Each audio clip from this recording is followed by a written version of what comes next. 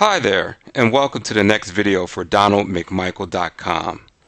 Inside this video, how to craft a winning market entry strategy, I'd like to talk about an important process that is often clouded by misconceptions: strategically expanding your business's footprint. Of all the revenue enhancement models, this is the easiest to spot. It's highly visible, but full of complex nuances that can't be ignored. Whether you're expanding into a new country or diving into a new demographic, you're entering a new culture, one that you have never operated in before.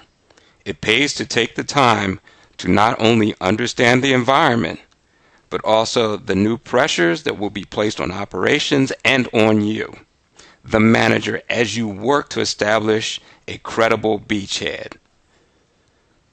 So, what are the basic market entry strategies? The best way I can think about this is to evaluate the revenue models, which are licensing, investment, strategic alliances, commonly referred to as partnership development channels. Over the next few videos, I'll give you a rundown on what's involved in each. The best way for me to put everything into perspective is to think about it as a picture. As you can see, the various market entry options form a continuum. The level of involvement, risk, and financial reward increases as a company moves from market entry strategies such as licensing to joint ventures and ultimately various forms of investment.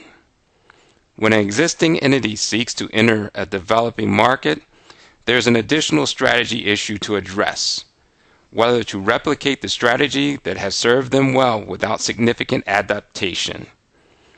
To the extent that the objective of entering the market is to achieve penetration, one is well advised to consider embracing a broad market mindset.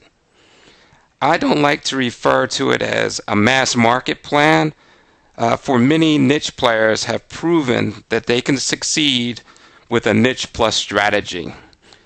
What I call a niche plus strategy is when an existing entity that is highly focused moves into a new marketplace and continues to target like a laser that demographic or that core market description, but makes some slight adaptations or innovations to their product or service to attract an audience from the neighboring niches.